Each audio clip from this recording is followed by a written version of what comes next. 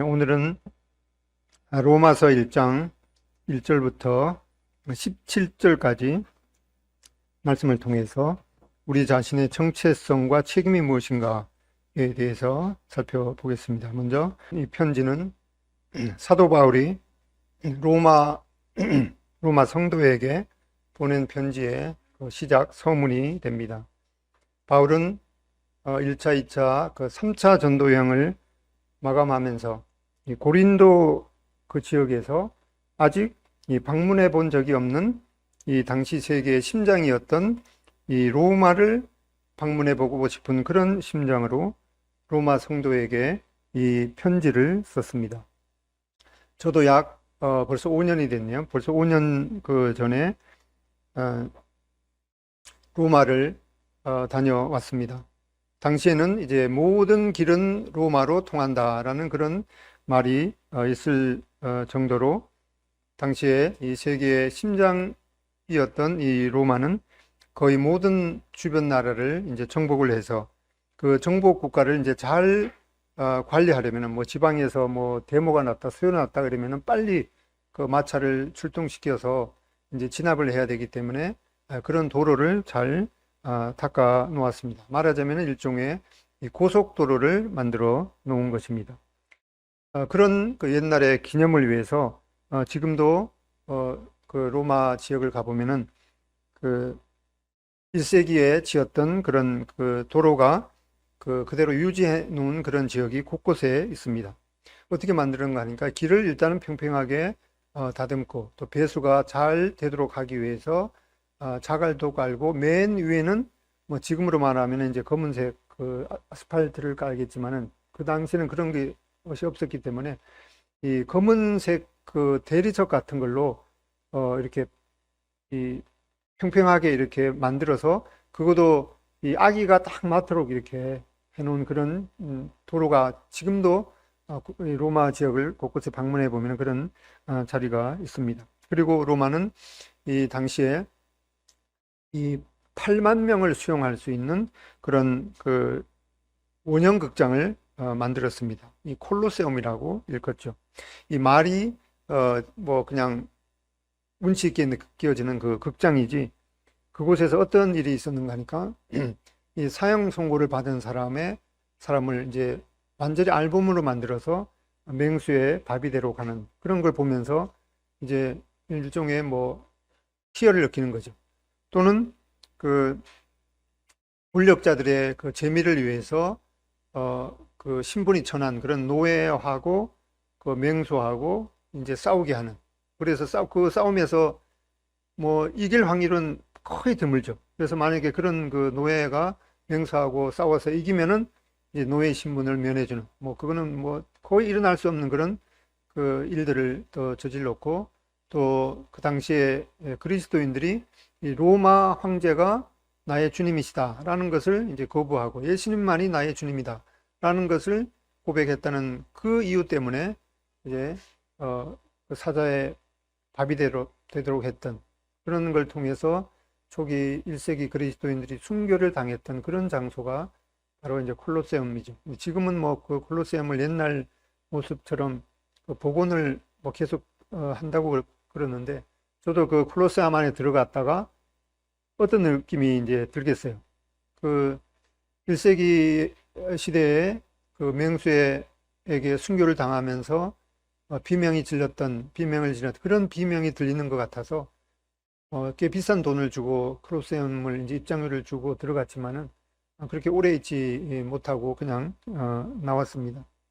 그런 기억이 있고, 그러던 이제 로마가 기독교인들을 핍박하던 로마가 그로부터 한 300년 정도 지나서 313년에 그 유명한 이제 밀라노에서 칙령을 내려서 그 콘스탄틴 대제가 기독교를 이제 공인하게 해서, 그리고 이제 380년에 드디어 그 기독교가 로마의 국교가 되도록 한 그런 이 아이러니한 그런 역사가 있습니다. 우리는 먼저 믿은 그런 그리스도인의 희생의 빚진 자인 것을 생각하게 되고, 또한 그런 참된 그리스도인들을 핍박했던 그런 잘못된 역사의 영향권에 지금도 있는 것을 생각하게 됩니다. 이 로마서의 주제를 한 단어로 정의해 본다고 그러면은 이 복음이라고 말할 수 있겠습니다. 이 복음이라는 말은 이제 원래 기록된 헬러 말은 유앙겔리온이라는 단어가 쓰여 있는데, 이 단어가 어디에 쓰이는가 하니까 로마 황제가 이제 전쟁에서 승리했다라는 그 기쁜 소식을 전하게 되면은 이제 전쟁에서 승리했다는 그런 기쁜 소식을 가지고 이제 시내로 들어오면은 이제 모든 시민들이 그 기쁜 소식을 듣고 이제 환영을 합니다. 그러면서 일종의 그들이 믿는 그런 신에게 제사를 드리면서 이제 향을 피워서 그런 승리의 느낌이 온 시내가 이제 향기를 통해서도 느낄 수 있게 하는 그런 기쁜 소식을 말할 때 바로 이 유앙겔리온, 이 복음이라는 말을 썼습니다. 바로 그 단어, 이 유앙겔리온이라는 단어가 그리스도의 희생을 통해서 우리에게 영생을 주시는 그런 기쁜 소식에 적용된 것입니다. 그렇죠. 이 그리스도를 통해서 우리에게 하나님께로 나아가는 이 영원한 살 길이 열렸다는 이 말할 수 없는 기쁜 소식, 그것이 바로 복음이고 그때 사용되었던 유앙겔리온입니다. 여기 2절에 보면은 이 복음은 하나님이 선지자들을 통하여 그의 아들에 관하여 성경에 미리 약속하신 것이라 이렇게 말씀하고 있습니다. 이 기쁜 소식은 생뚱맞게 어느 날 갑자기 튀어나온 그런 것이 아니고 성경을 통해서, 즉 이 구약 성경을 통해서 이 수차례나 미리 약속하신 것이라고 말씀하고 있습니다. 그리고 이 기쁜 소식은 이 단순한 전쟁에서 승리한 그런 정도가 아니라 그의 아들에 관한 것, 하나님의 아들에 관한 것이라고 말씀하고 있습니다. 4절 끝에 보면은 이 아들은 하나님의 아들, 즉 우리 주 예수 그리스도, 바로 그분이라고 말씀하고 있습니다. 즉 복음이라는 것은 예수님에 관해 기록된 이 약속된 이 기쁜 소식이라는 것입니다. 그리고 그 예수님이 어떤 분이신지 밝히고 있습니다. 예수님은 이 다윗의 혈통에서 난 이 아기 예수님으로 나셨던 바로 그분이라고 말씀하고 있습니다. 바로 구약에 미리 약속하신 말씀대로 그리스도께서는 우리 죄를 위해서 죽으셨던 분이십니다. 우리는 구약 성경, 특히 이제 레위기 같은 걸 통해서 이 동물 희생 제사를 통해서 죄가 어떻게 사해지는지 미리 기록된 것을 알게 됩니다. 그런 약속을 따라서 예수님께서 송아지와 황소의 피로 아니하고 오직 자기의 피값을 통해서 우리의 구원을, 이 영원한 속죄를 이루시고 하나님의 지성소에 들어가셨다고 말씀하고 있습니다. 뿐만 아니라 우리가 읽었던 4절 중간절에 보면은 예수님께서는 하나님의 능력으로 부활하셔서 하나님의 아들로 인정을 받으신 분이라고 말씀하고 있습니다. 세상에 어느 누가 죽음을 이길 수가 있겠습니까? 아마 우리나라뿐만 아니라 전 세계를 통해서 나이가 제일 많이 지금 든 사람을 아마 조회해 보면은 아마 120세 왔다 갔다 할 것입니다. 그렇게 지금까지 사람이 태어나서 수천 년의 역사가 있지만은 이 100세가 조금 넘으면은 지금은 이제 다 이제 옛날 사람들이 갔던 그런 죽음의 길로 가야 되는 그런 것을 어느 누구도 거부할 수 없는 그런 것입니다. 어떤 사람은 자기가 죽는다는 것을 도저히 상상이 안 가죠. 저도 며칠 전에 여기 수원 연화장에 이렇게 갔다 왔는데 거기 저희 어머님도 거기에 이제 모셔 있고 저희 장인 어른도 거기 모셔 있는데 가끔씩 이렇게 가보면은 거기 이제 언제 태어나서 언제 이제 죽었다 하고 이렇게 유골함에 적혀 있는데 그걸 이렇게 몇 번 이렇게 몇 사람 이렇게 살펴봐도 저보다도 나이가 어린 사람이 숱하게 있는 것을 보면서 참 인생을 생각하게 됩니다. 우리는 이렇게 힘이 있는 것 같아도 하루 이틀만 잘못 자면은 이 자기의 눈꺼풀도 이기지 못하는 그런 그 힘이 없는 우리인 것을 생각하게 됩니다.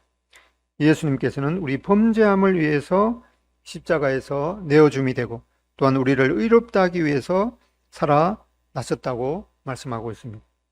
그 17절에 보면은 이 복음에는 하나님의 의가 나타났다 이렇게 말씀하고 있습니다. 이 의라는 말이 좀 확 이렇게 무슨 뜻인지는 알 것 같은데 또 설명하라 그러면은 참 난감한 그런 말이 이 의라는 말입니다. 이 말도 이제 그 원래는 이제 디카이오 시네라는 그런 말인데 우리가 쉽게 이해할 수 있는 것은 이제 의로운 사람이다 이렇게 얘기하면은 행동이 참 올바른 사람이다. 옳을 의, 행동이 참 올바른 사람이다 이렇게 생각할 수가 있습니다. 또는 이 정의롭다, 하나님께서 공의롭다라는 그렇게 말하면은 치우침이 없다라는 그런 뜻이겠죠. 그래서 이 의라는 것을 좀 더 이제 정확하게 표현하자면은 의라는 것은 이 인간이 하나님께 옳다고 인정받는 상태로 도달할 수 있도록 그 하나님께 나아가는 그 길에 관한 교훈. 더 쉽게 표현하면 더 어려워졌나요? 네. 네. 아무튼 그 여러 가지 의미로 이렇게 생각할 수가 있겠습니다. 그래서 이 의라는 것을 이제 한자이기 때문에 한자를 표현해 보면은 의라는 것은 한자 의를 보면은 위에는 이제 양이 있죠. 양이 있고 밑에는 나아자가 있습니다. 그래서 이 하나님 앞에 의롭다고 하는 것은 바로 어린 양 대신 예수 그리스도의 희생을 통해서 하나님께 정의로운 사람이다. 하나님께 나아가는 그런 올바른 길을 행하는 사람이다. 이렇게 이해할 수가 있겠습니다. 그래서 이 성경을 읽을 때 어떤 구절은 잘 이해할 수 없는 그런 구절이 있는데 그런 구절들은 뭐 새번역 성경이라든가 또 쉽게 번역된 그런 성경으로 보다 정확하게 이해할 수가 있습니다. 그래서 저도 이제 여러 성경본을 찾아봤는데 가장 마음에 들게 그 프리한 성경이 공동번역 성경이더라고요. 공동번역 성경을 또 이제 천주교에서 사용하는 성경이라고 해서 조금 멀리하는 경향이 있는데 이 공동번역이라는 말 그대로 가톨릭과 기독교가 함께 이 번역한 것이 공동번역이죠. 그래서 이 공동번역이라면 어떻게 되는가 하니까 복음은 로마서 1장 17절 복음은 하나님께 인간을 당신과 올바른 관계에 놓아주시는 길을 보여주십니다. 그래서 아까 이 의라는 것을 좀 더 정확하게 표현하는 것이 의라는 것은 인간이 하나님께 옳게 인정받는 상태에 도달할 수 있도록 하는 길에 관한 교훈, 그 정의대로 이렇게 풀이했습니다. 다시 한번 읽어보면 공동번역으로 복음은 하나님께서 인간을 당신과 올바른 관계에 놓아주시는 길을 보여주십니다. 복음은 하나님께서 인간을 당신과 올바른 관계에 놓아주시는 길을 보여주십니다. 바로 하나님과 올바른 관계에 나아가는 그 길이 바로 의라는 것이죠. 그래서 인간은 오직 믿음을 통해서 하나님과 올바른 관계를 가지게 됩니다. 바로 이렇게 번역을 했습니다. 바로 하나님과 올바른 관계에 놓아주시는 길. 바로 죄인 되었던 우리는 하나님과 이 바른 관계를 맺을 수가 없었는데 바로 옳을 의자의 그 글자 한자의 표현대로 그리스도의 희생을 통해서 하나님께 나아가는 길을 얻게 되었습니다. 바로 공의로우신 하나님께 동일하게 공의롭다 이렇게 받아들여진 것입니다. 우리는 그리스도의 그 대속의 희생을 의지해서 하나님께 나아가는 자들은 하나님께서 이 그리스도의 희생의 그 가치를 인정하시기 때문에 더불어 우리도 하나님께서 우리를 받아주십니다. 우리를 바로 의롭게 여기시는 것입니다. 이것을 이제 칭의라고 하죠. 칭의라는 말은 이제 그 일컬을 칭, 옳을 의죠. 그러니까 우리가 하나님 앞에 우리의 행위로는 옳다고 그 칭함을 받을 수가 없지만은 바로 그리스도의 희생을 통해서 의롭다고 칭해주는 그것이 바로 이제 칭의라고 일컬어 주십니다. 그래서 이런 것을 이제 염두에 두고 우리가 읽었던 말씀을 통해서 우리는 하나님 앞에 어떤 자들인가, 우리의 정체성과 또 우리의 책임은 무엇인가를 이제 살펴보면은 우리는 이 믿음을 통해서 의롭다함을 받은 자들인 것을 보게 됩니다. 5절에 보면은 믿어 순종케 하기 위함이라고 말씀하는데, 하나님께 받아들여지는 그런 길을 알려주신 것에 대해서 따지거나 거부하지 말고 순종하는 것이 필요합니다. 8절에 보면 하나님 앞에 하나님께, 사도 바울도 하나님께 감사한다라고 말하는데, 제가 하나님 앞에 한 일은 없지만은 제가 모르는 사이에 하나님께서 예수 그리스도를 통해서 내가 거룩한 하나님께로 나아갈 수 있는 그런 기쁜 소식을 알려주셔서 감사합니다라고 고백하는 것이 필요하겠습니다. 또 두 번째로 우리는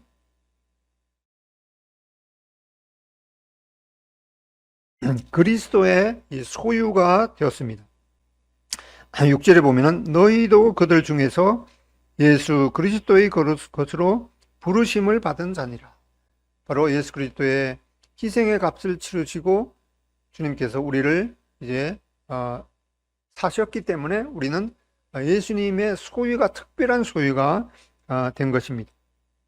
우리는 이미 죄와 허물로 죽었던 자들이고, 우리 앞에는 이 지옥행이 예비되었던 자들인데, 그런 저희들을 이제 건지셔서 천국 열차에 옮기셨습니다. 예수님은 우리의 생명의 바로 은인인 것이죠.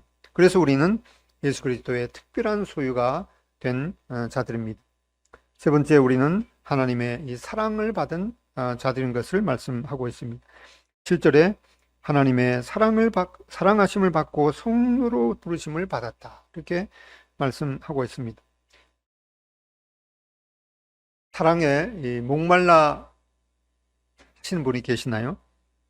예수 그리스도를 의지할 때 우리는 그런 놀라운 사랑을 받은 자가 되는 것을 여기 살펴보게 됩니다. 그리고 우리의 부르심, 하나님의 부르심, 하나님이 우리를 부르심, 하나님의 콜을 받은 자가 될 수 있습니다. 그래서 우리는 이 성도, 거룩할 성, 무리도, 하나님 앞에 거룩한 무리라고 일컬음을, 콜을 받은 자입니다. 그래야 우리는 은혜와 평강을 누릴 그 이유가 있는 사람인 것을 말씀하고 있습니다. 7절에 보면은 로마에서나, 이 말은 우리는 로마에서나 수원에서나 하나님의 사랑을 하심을 받고 성도로 부르심을 받은 모든 자에게 하나님 우리 아버지와 주 예수 그리스도로부터 은혜와 평강이 있기를 원하노라, 이렇게 말씀하고 있습니다. 어떤 사람의 그 사랑을 갈구할 수가 있겠지만은 변치 않는 이 영원한, 이 더 높은 권위가 되는 이 하나님의 사랑을 받은 자인 것을 생각할 때 이것이 얼마나 놀라운가 생각해 보게 됩니다.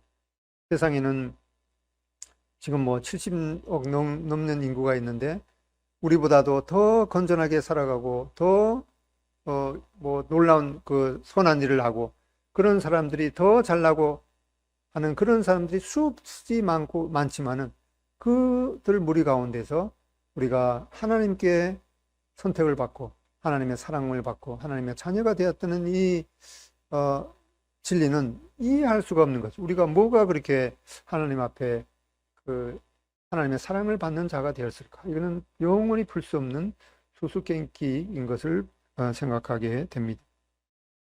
그리고 14절에 보면은 사도 바울도 내가 빚진 자라라고 말씀하고 있습니다.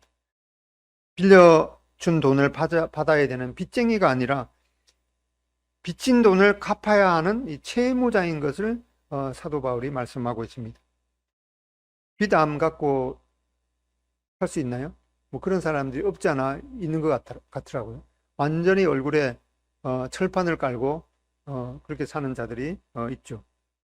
빚이 수억이 있으면서 갚을 생각은 전혀 안 하고 사고 싶은 거 다 사고 또 놀고 싶은 거 다 놀고 흥청망청 살아간다면은 정신 나간 사람이 아니면 그럴 수가 없겠죠. 무슨 빚을 졌다는 것입니까?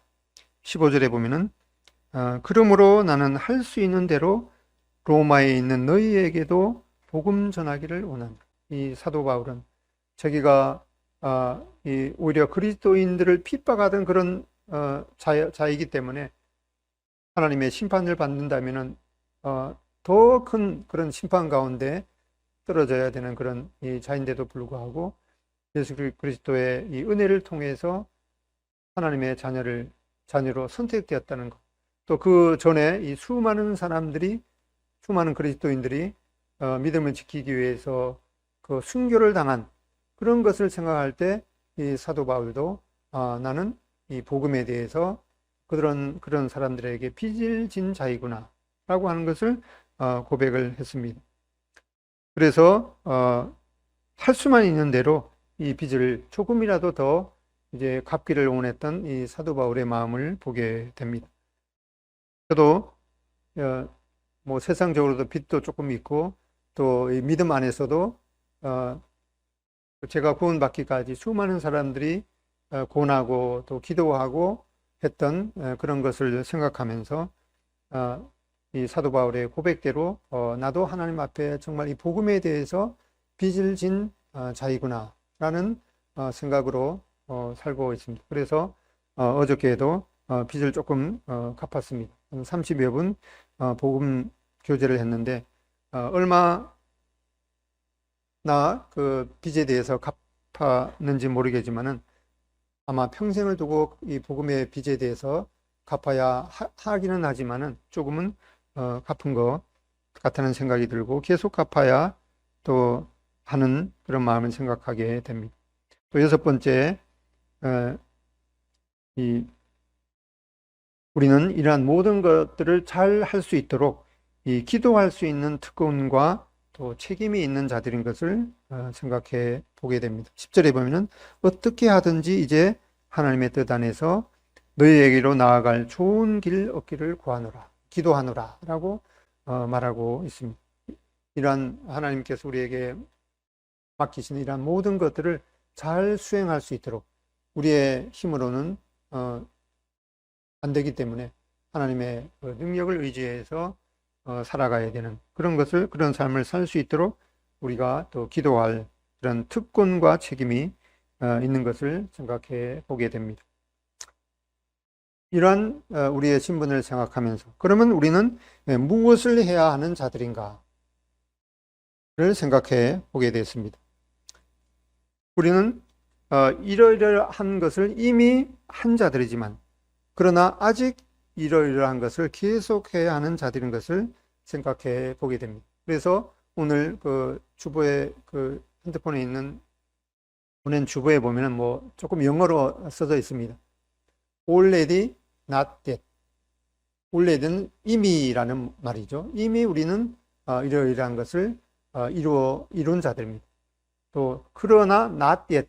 그러나 아직 남아 있다는 것이죠. 그래서 이 already not yet이라는 그 원리가 우리 신앙의 전반에 걸쳐서 있는 그런 원리인 것을 생각해 보게 됩니다. 이미 우리는 믿은 자들입니다. 예수 그리스도를 믿으십니까? 이런 말 하면 대답을 잘 안 하죠, 원래. 네. 네, 이미 우리는 믿은 자들입니다.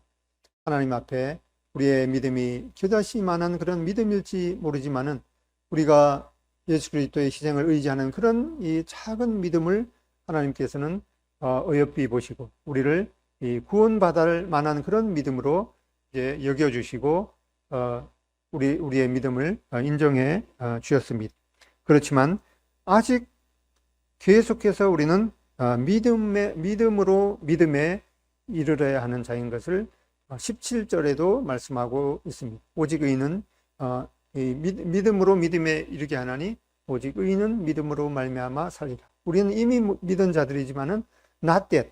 아직도 계속해서 하나님과 또 예수 그리스도를 믿어야 하는, 믿음으로 의뢰해야 하는 그런 자들인 것을 생각해 보게 됩니다. 오래전에 어떤 그 일종의 이단적인 그런 가르침이죠. 우리는 이미 구원받기 때문에 뭐 어떻게 살아도 상관없다. 우리는 천국으로 갈 수 있는 그 티켓을 따놓은 당상이기 때문에 내가 지옥 가고 싶어도 갈 수 없다. 이게 맞는 말 같지만은 사단의 속삭임인 것을 우리는 알게 됩니다. 성경에 어디에도 그렇게 말한 적이 없기 때문입니다. 우리는 확실히 경상도는 확실히라 그러죠. 우리는 확실하게 구원받았습니다. 맞습니까? 100% 우리는 99%도 아니고 100% 확실하게 구원을 받은 자들입니다. 그러나 아직 우리는 계속 떨리는 그런 마음으로 이 삶의 구원을 이루어 나가야는 하는 자들입니다. 그래서 이 성경의 원리는 이 100%의 원리를 말씀하는 것보다 우리는 분명히 100% 구원을 받았죠. 그런데 우리의 이 목표는 100%가 아니라 200%가 되어야 하는 그런 원리를 이 신앙생활의 여러 면에서, 아니 거의 모든 면에서 생각할 수가 있습니다. 우리는 100% 구원을 받았기 때문에 우리의 이 만점 목표는 이 하나님의 도우심으로 말미암아서 이제 200%의 그런 그 결과를 내야 하는 자들입니다. 우리는 우리 마음에는 이미 하나님의 말씀이 새겨져서 싹이 났습니다. 100% 그렇게 되었죠. 그런데 우리는 아직 계속해서 이 싹을 이제 물을 줌으로 말미암아서 계속 자라게 하며 열매를 맺어가야 하는 자들입니다. 몇 퍼센트까지? 200%까지. 그리고 우리는 분명히 지옥의 형벌을 면했습니다. 몇 퍼센트 면했습니까? 100% 면했습니다. 그러나 아직 계속해서 우리는 이 지옥에 대해서 경고할 책임이 있는, 다른 사람에게 경고할 책임이 있는 것을 생각하게 됩니다. 우리는 이미 100% 천국에 들어갈 약속을 받았습니다. 분명하죠? 99.9% 천국에 들어갈 약속을 받은 게 아니죠. 우리는 100% 천국에 들어갈 그런 약속을 받은 자들입니다. 그러나 아직 천국에 들어가기에 합당한 자로 계속해서 변해가야 합니다. 우리는 죄의 종에서 이 하나님의 왕자와 공주로 입양을 받았습니다. 혹시 아직 호적 처리가 안 되신 분이 있나요? 하나님의 자녀와 하나님의 왕자와 하나님의 공주로 호적 처리가 안 된 분, 나의 이름이 하나님의 생명책에 기록되었다고 100% 확신할 수 없는 분, 그런 분이 혹시 계시나요? 하나님의 말씀을 보면은 이미 우리는 사망에서 생명으로 옮겼느니라. 내 말을 듣고 나 보낸 이를 믿는 자는 사망에서 생명으로 옮겼다라고 분명하게 그 과거 형태로 말씀하고 있습니다. 이미 우리는 100% 죄의 종에서 하나님의 왕자와 공주로 입양을 받았습니다. 그러나 이렇게 하나님의 왕자와 공주로 입양을 받았다고 해서 끝난 것이 아니라 계속해서 옛날에 그 종의 습관, 하나님의 왕자와 공주로 입양되기 직전에 이 거지로 살았던 그런 옛 관습을 계속해서 버리는 그런 훈련, 버리면서 하나님의 그 왕자와 공주의 수업을 계속해서 받아가야 되는 그런 훈련을 해야 하는 자들입니다. 우리는 이미 하나님의 자녀가 되었습니다. 100% 하나님의 자녀가 되었습니다. 그러나 아직 계속 하나님의 자녀답게 하나님의 자녀의 그 윤리와 책임을 배워야 합니다. 우리는 이 죄사함을 받았습니다. 100% 죄사함을 받았습니다. 주님께서 십자가에 달리실 때 다 이루었다라고 말씀할 때 우리의 모든 이 죄가 100% 청산되었다라고 하는 그런 이 선언입니다. 그러나 아직 그 죄사함의 능력과 그 효력을 우리는 우리에게 죄 지은 자를 용서해 줌으로 그런 이 죄 용서에 대한 효력을 우리는 경험하면서 살아가야 되는 것을 이 주기도문을 통해서도 주님께서 우리에게 가르쳐 주고 계십니다. 우리는 이 죄로부터 이 자유로워졌습니다. 예수님께서 다시 오실 때는 우리는 죄와 상관없이 주님을 맞이하게 될 것입니다. 우리는 이미 100% 죄에 대해서 자유로워졌지만 계속 이 진리의 말씀으로 자유롭게 되어야 합니다. 우리는 이미 죄에 대해서 죽은 자들이죠. 그러나 아직 매일 죄에 대해서 또한 죽어야 되는 그런 자들인 것을 생각하게 됩니다. 우리는 이미 의롭다함을 받고 또 의의 옷을 입은 자들입니다. 그러나 계속 우리는 우리의 그 의로움을 단장하고 이 바른 길로 행해야 되는 그런 자들인 것을 생각하게 됩니다. 이미 우리는 100% 영생을 얻었습니다. 그러나 계속 그 영생의 능력을 가진 자답게 살아야 되는 그런 또 의무와 책임이 있습니다. 우리는 이 히브리서에 말씀한 대로 우리는 예수 그리스도의 그 희생의 피값을 통해서 거룩함을 얻었노라 라고 분명히 말씀하고 있습니다. 그러나 아직 계속해서 주님을 닮아가면서 이 계속 거룩함을 추구해야 되는 그런 신분인 것을 성경에 말씀하고 있습니다. 우리는 이미 그리스도를 알았습니다. 그러나 계속해서 그리스도를 더 깊이 알아가야 합니다. 우리는 이미 우리 마음에 예수 그리스도를 구주와 주님으로 영접하면서 주님을 우리 마음에 모신 자들입니다. 그러나 계속 아직 우리는 우리 주님을 우리 마음 가운데서 이 주인으로 행하시도록 그 자리를 내어 드려야 되는 그런 자들입니다. 이미 우리는 어린 양의 혼인잔치의 주인공이 되었습니다. 분명한 그런 약속을 받았습니다. 그러나 계속 우리 자신을 단장하고 준비해야 됩니다. 우리는 이미 하나님의 성품을 가진 자들입니다. 그러나 아직 계속해서 하나님을 본받는 자가 되어야 합니다. 이미 우리는 그리스도 안에서 사단을 이겼습니다. 그러나 아직 계속 깨어 있으면서 사단을 대적하고 이 승리를 이어가야 합니다. 이미 우리는 율법의 저주에서 자유로워졌습니다. 그러나 동시에 아직 성령 안에서 계속해서 자유로워져야 합니다. 이미 우리는 이 성령에 속한 자가 되었습니다. 그러나 아직 계속해서 성령 충만을 받아야 합니다. 이미 우리는 이 천국 시민권을 소유한 자가 되었습니다. 그러나 아직 계속해서 어디에나 필요할 때 이 천국 시민권, 천국 그 비자를 내밀면서 천국에 이르기를 힘써야 됩니다. 이 외국 여행을 하다가 보면은 우리나라의 그 여권을 가방 속에 깊은 데다가 넣으면은 안 되고 항상 요 앞에다가 이제 뭐라 그러죠, 이게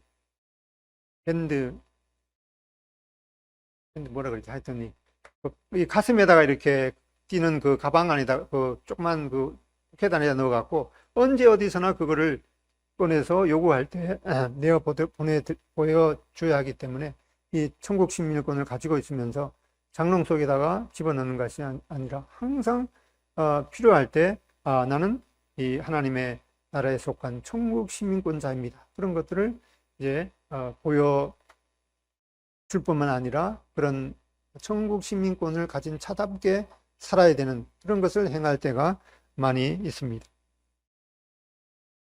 이미 우리는 하나님이 왕으로 통치하는 하나님의 왕국에 속한 자입니다.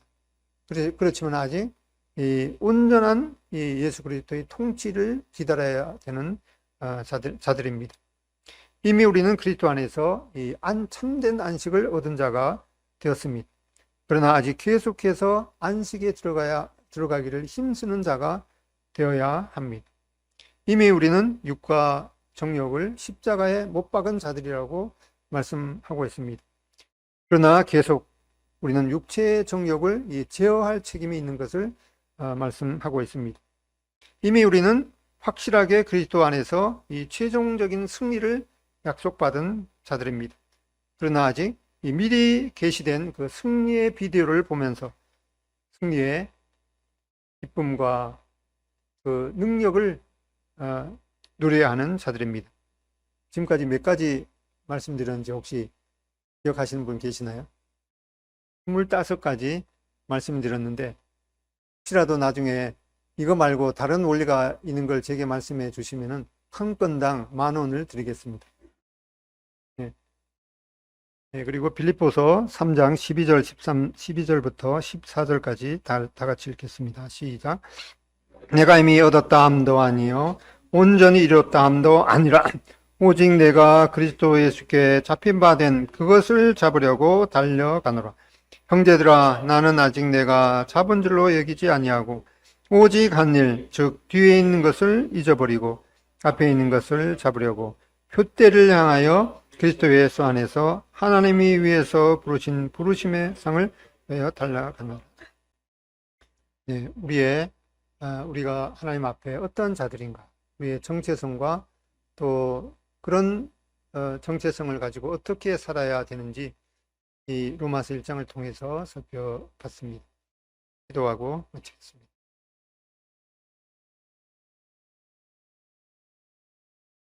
아버지 하나님, 저희들이 참 하나님 앞에서 하나님과 좀 상관없이 또 상관이 없을 뿐만 아니라 하나님의 그 품을 떠나서 참 영원한 멸망으로 달려가고 있으면서도 그 결국이 어떤지도 잘 깨닫지도 못하고 살아가던 그런 자들이었던 것을 고백을 드립니다. 그런 저희에게 저희의 참 그 무지하고 어두운 눈을 밝히셔서 우리 주 예수 그리스도를 통해서 또 하나님이 어떠한 분이신지 알 수 있도록 인도하시고 또 저희에게 지혜와 계시의 정신을 주셔서 우리 주 예수 그리스도의 얼굴에 있는 그 하나님의 영광을 알고 또 우리 주 예수 그리스도를 저희들의 유일하고 또 영원한 구주와 주님으로 영접할 수 있는 이 귀한 믿음과 또 은혜를 허락하심에 대해서 감사를 드립니다. 저희들이 하나님 앞에 행한 것이 참 하나님을 대적한 것밖에 없었지만 아버지 하나님께서 저희들을 하나님의 사랑받는 아들과 딸로 영접해 주시고 하늘나라에 속한 모든 것들을 유업으로 받을 수 있는 이 참 놀라운 특권을 주신 것에 대해서 감사를 드립니다. 우리 주님께서는 주님의 그 핏값을 치르시고 저희들을 하나님의 그 소유로 삼으셨습니다. 저희들이 사나 죽으나 예수 그리스도의 소유인 것을 고백을 드립니다. 이미 저희들이 하나님께 속한 놀라운 그런 영생이라든가 또 하나님에 속한 시민권 이런 모든 놀라운 것들을 이미 얻은 자가 되었지만 계속해서 그 가치를 깊이 생각할 수 있도록 또 인도하시고 그 나라에 들어가기에 합당한 자로 또 하나님 앞에 성숙되기를 기도합니다. 저희들이 참 하나님 앞에 하나님을 대면하게 될 때 정말 하나님이 기뻐하시는 그런 하나님의 아들로 딸로 서기를 원합니다. 우리 주 예수 그리스도의 존귀하신 이름으로 기도드립니다. 아멘. 감사드립니다.